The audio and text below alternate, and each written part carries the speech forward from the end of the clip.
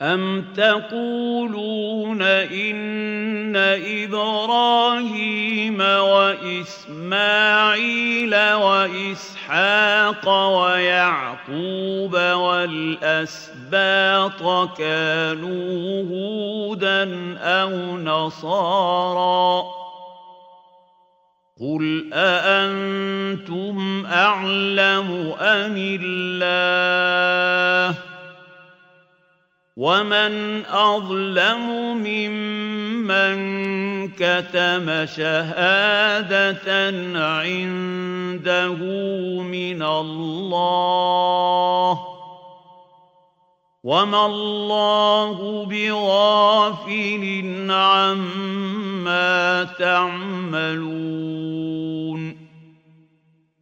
اے یہود و نصارہ، کیا تم اس بات کے قائل ہو کہ ابراہیم اور اسماعیل اور اسحاق اور یعقوب اور ان کی اولاد یہودی یا عیسائی تھے؟ اے پیغمبر، ان سے کہو کہ بھلا تم زیادہ جانتے ہو یا اللہ؟ اور اس سے بڑھ کر ظالم کون جو اللہ کی شہادت کو جو اس کے پاس کتاب میں موجود ہے چھپائے؟ اور جو کچھ تم لوگ کر رہے ہو اللہ اس سے غافل نہیں۔ Or do you say that Abraham and Ishmael and Isaac and Jacob and the descendants were Jews or Christians? Say, are you more knowing, or is Allah?